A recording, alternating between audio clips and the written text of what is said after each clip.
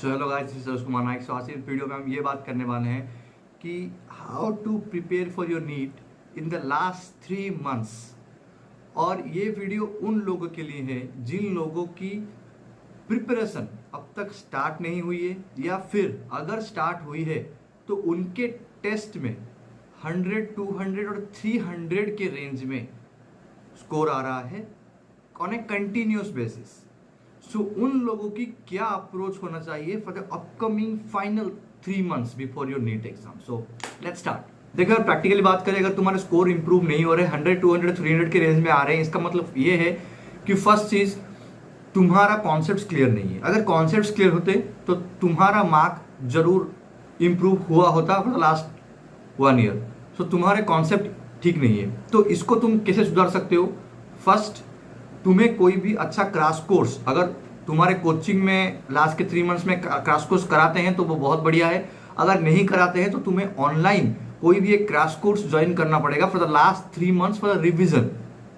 क्योंकि यार देखो, लास्ट 3 मंथ में जिन लोगों का कोर्स कंप्लीट हो चुका है उन लोगों के लिए वो रिविजन है, ठीक है। पर जिन लोगों ने अब तक स्टार्ट नहीं किया है ना, एंड के 3 मंथ में वो क्रैश कोर्स ज्वाइन करके वो पूरा सिलेबस को थोरोली पढ़ सकते हैं, ठीक है। वो जान सकते हैं कि क्या क्या कॉन्सेप्ट है, क्या क्या इंपॉर्टेंट चीजें हैं, ठीक है।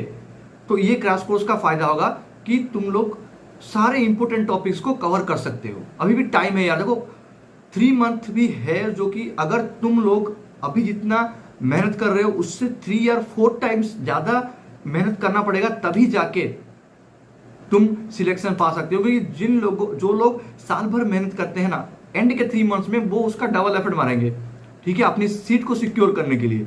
तो अभी तो तुम लोग पीछे हो। अगर अभी भी तुमने एफर्ट नहीं डाला तो तुम और पीछे हो जाओगे, और वहां से कम बैक करना नॉट पॉसिबल। सो अभी कम बैक करना पड़ेगा तुम लोगों को, अभी से ही अपनी प्रैक्टिस शुरू करनी पड़ेगी। सो फर्स्ट मैंने कहा कि कोई भी क्रैश कोर्स ज्वाइन कर दो। सेकेंड चीज ये है कि तुम लोगों को क्वेश्चन प्रैक्टिस करना पड़ेगा, ठीक है। क्योंकि देखो, क्लास तुमने अटेंड किया, कोई भी अगर तुमने क्रैश कोर्स ज्वाइन किया तो तुमने क्लास अटेंड किया, फिर तुमने उसकी नोट्स बनाई कि वो जो ऑनलाइन पीडीएफ्स अवेलेबल है वहां से पढ़ते हैं। बट मैं ये रेकमेंड करूंगा कि तुम लोग तुम्हारे ओन नोट्स बनाओ, क्योंकि वही ही एंड में तुम्हारे काम आएगा। Short and crisp notes. देखो यार, फॉर एग्जाम्पल मैं बता रहा हूँ कि जब भी मैं कोई भी बायोलॉजी का टॉपिक पढ़ता था फर्स्ट रीडिंग में, ठीक है, तब मैं क्या करता था, उसके जो एक पेज मैंने पढ़ा उसका जो भी समरी है वो मैं उस पेज के टॉप में लिख देता था, ठीक है। तो जब भी मैं रिवाइज करता था वो पूरा पेज पढ़ने के वजह मैं वो ऊपर मैंने जो समरी लिखा है वो पढ़ लेता था, ठीक है। तो पूरा पेज, एक पेज मेरा 5 to 6 लाइन्स में कंप्लीट हो रहा था। फ्लो चार्ट बना लो, ठीक है, फ्लो चार्ट में लिख लो समरी को, क्योंकि एनसीईआरटी में तुम्हारे ऊपर और राइट साइड में स्पेस होता है, तो वहां पे तुम लोग लिख लो समरी को। तो जब तुम सेकंड या थर्ड टाइम रिवाइज करने वाले होगे तो तब तुम पूरा पेज पढ़ने से अच्छा है कि सिर्फ वो पॉइंट्स पढ़ लो, तो तुम्हारा पेज पूरा रिवाइज हो जाएगा। ऐसे फिजिक्स और केमिस्ट्री के लिए फॉर्मूलाज नोट्स बनाओ, क्योंकि वो जब भी तुम कोई भी टेस्ट अटेम्प्ट करने वाले हो या फिर नीट से पहले, तुम बस वो पेजेस पलट के एक बार देख के चले जाना, ठीक है। उसकी वजह से क्या होगा, तुम्हारा पूरा का पूरा फिजिक्स केमिस्ट्री के फॉर्मूला एक साथ रिवाइज हो जाएंगे, ठीक है। तो तुम्हें फिजिक्स केमिस्ट्री के फॉर्मूला नोट्स बनाने हैं, और बायोलॉजी में मैंने जो कहा कि तुम एक पेज के ऊपर समरी लिख सकते हो फॉर क्विक रिवीजन। ये हो गया 2 चीजें। तो थर्ड चीज आती है तुम्हारी क्वेश्चन प्रैक्टिस। तो क्वेश्चन प्रैक्टिस तुम्हें करनी पड़ेगी अगर तुम भी कोई क्लास कोर्स ज्वाइन करते हो, ठीक है। मैं सपोज ये मान के चल रहा हूं कि तुम लोग क्लास कोर्स ज्वाइन करते हो, ठीक। तुमने जो भी कोचिंग का क्लास कोर्स ज्वाइन करके रखा होगा लास्ट के मंथ्स में, तो उन लोग तुम्हें प्रैक्टिस के लिए क्वेश्चन देते होंगे, तो वो क्वेश्चंस तुम्हें अच्छे से प्रैक्टिस करनी है। और जो भी नहीं आता वो उनसे पूछना है डाउट कि कैसे होगा ये। अपने डाउट्स को क्लियर करो, क्योंकि डाउट्स को क्लियर नहीं करोगे एग्जाम में वही क्वेश्चन आ जाएगा और तुम लोग वहां रिग्रेट करोगे कि ये डाउट क्यों नहीं पूछा क्लास में, ठीक है। तो डाउट को क्लियर करो।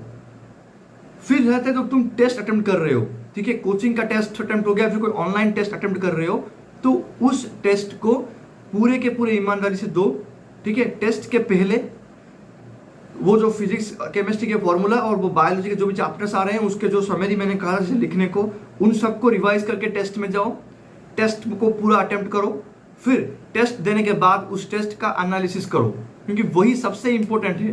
Test without analysis is waste of time. तो तुम्हें जब तुम टेस्ट खत्म होगा तब उसको बैठ के एनालिसिस करो, जो भी तुम्हें वहां से न्यू कॉन्सेप्ट सीखने को मिला, फिर नए क्वेश्चन से तुमने एनकाउंटर किया, उस क्वेश्चन को अगर तुमने वो सॉल्यूशन दिया होगा, अगर वो नहीं है समझा तो उसको भी अपने सर से पूछो और वो सॉल्यूशन क्लियर करो, फिर नेट में सर्च करो, अपना डाउट क्लियर करो।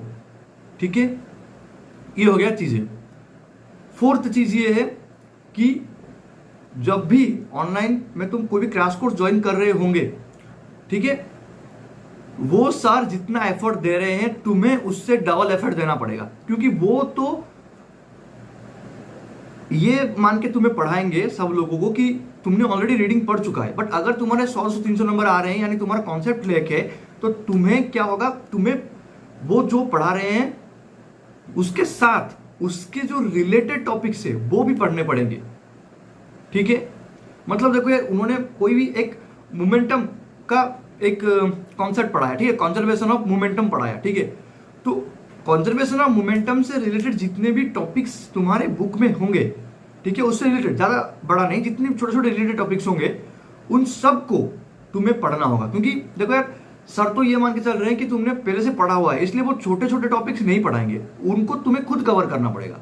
जो जो बहुत इंपॉर्टेंट टॉपिक है वो पढ़ा देंगे, बट जो छोटे छोटे टॉपिक है जो कि वो ये मान के चलेंगे कि तुम्हें पता होगा, क्योंकि वो सब अगर तुमने साल भर प्रिपेयर किया होता तो तुम्हें वो टॉपिक्स पता होते, बट क्योंकि वो तुम्हें नहीं पता है तो तुम्हें खुद से एफर्ट मार के उन टॉपिक्स को क्लियर करना पड़ेगा। तो अगर देखो यार, इन चीजों को फर्स्ट कॉन्सेप्ट समझने के लिए कोई भी क्लास को ज्वाइन कर लो, क्योंकि उसके बिना खुद से तुम नहीं कर पाओगे। ठीक है, सेकंड है जो फिजिक्स केमिस्ट्री के फॉर्मूला और वो समरी बना के रखो। देखो यार, मैं तो ये रेकमेंड करूंगा कि खुद बनाओ क्लास अटेंड करके। अगर तुम कोई पीडीएफ से पढ़ते हो तो भी ठीक है, बट मैं रेकमेंड करता हूं कि खुद बनाओ। तीसरा, क्वेश्चन प्रैक्टिस करो, क्वेश्चन प्रैक्टिस और टेस्ट एनालिसिस। और चौथी है कि तुम्हें खुद से ज्यादा एफर्ट मारने पड़ेंगे। तो अगर इन चारों चीजों को तुमने टिक कर दिया तो यार मैं ये श्योर मान के चलूंगा कि तुम नीट बहुत अच्छा करोगे। ठीक है, देखो सिलेक्शन की गारंटी कोई नहीं दे सकता तुम्हें, ठीक है, कोई भी नहीं दे सकता। इस दुनिया में कोई नहीं है जो तुम्हें ये लिख के दे दे कि तुम इस बार सिलेक्ट हो जाओगे। ठीक है, but your chances will be increase drastically अगर तुम इन चीजों को फॉलो करते हो sincerely for the upcoming 3 months। So thank you यार, कीप लर्निंग, बाय बाय।